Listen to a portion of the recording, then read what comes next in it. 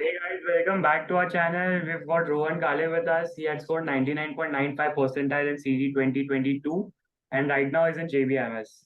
And today we are going to address a really important question, that is, how do you deal with low mock scores, especially when you're just 35 40 days away from CT 2023?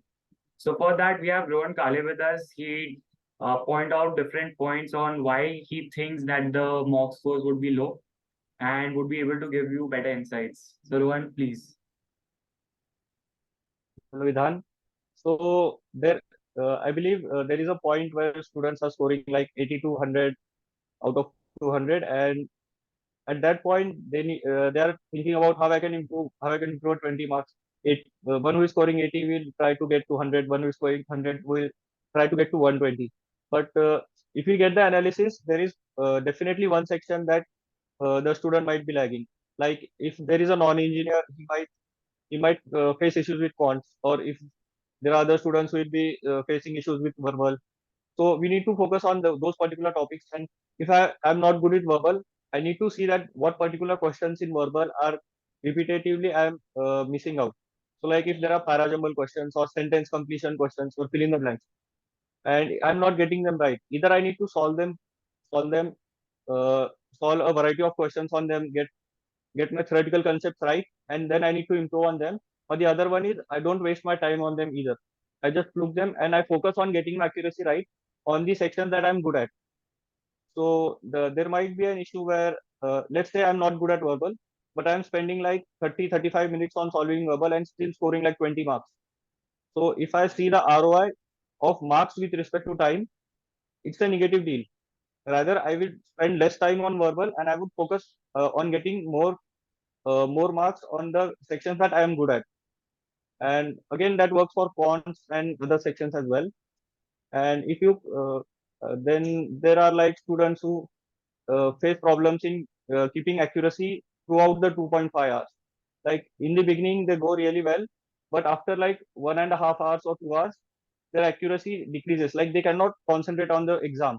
They- So at that point, I think they should focus more on keeping their mind calm, or they should leave one section. Like there is the abstract reasoning section that they should, if the paper comes in sectional part, they should leave the abstract reasoning for that particular phase where they are losing out on their concentration. So I'm solving, let's say, LR, then I solve quant, and at that moment I know that I'm losing out on my concentration.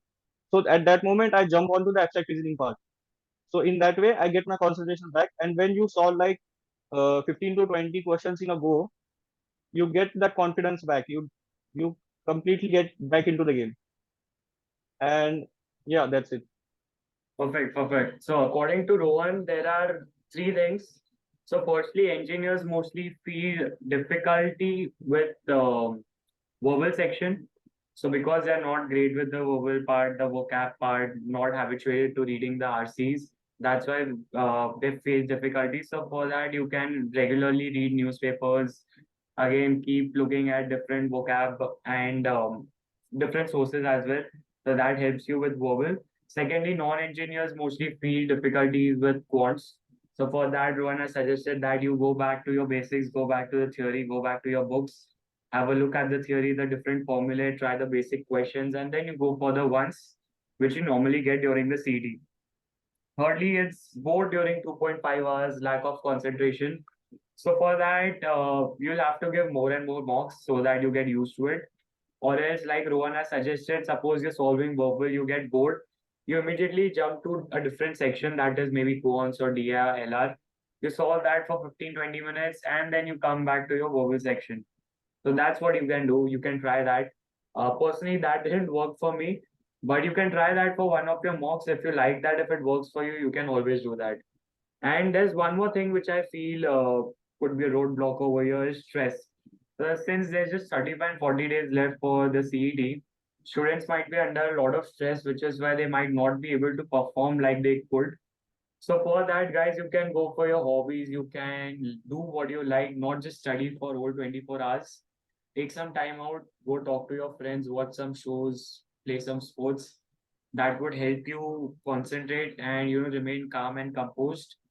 And after you do that, once you give another mock, I'm sure you'll do great.